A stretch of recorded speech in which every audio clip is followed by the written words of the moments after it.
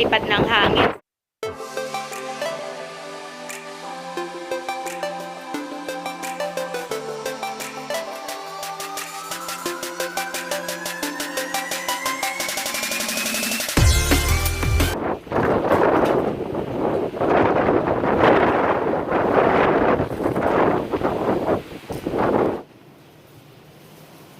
So, may windstorm ngayon dito sa amin.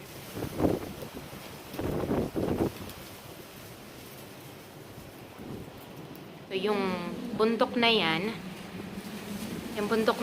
hindi mo na makikita kasi puro alikabok na siya. So, minsan, dyan nanggagaling yung mga tumbleweeds.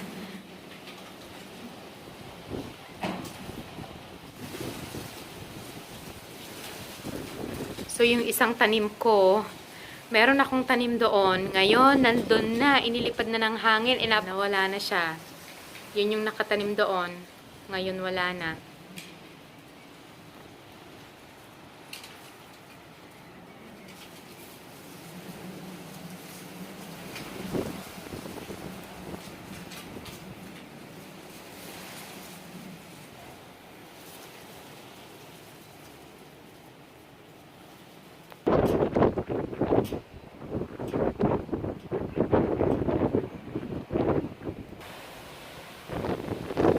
Ko lang yung punong kahon na yan. Talagang napakalakas ng hangin, oh.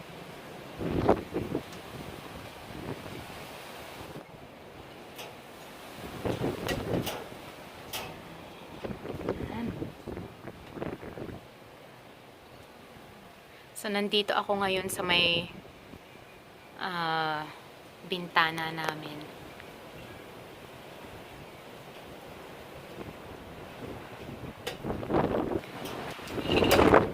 Ayan naman yung mga halaman ko, oh. Yung irises ko na hindi pa na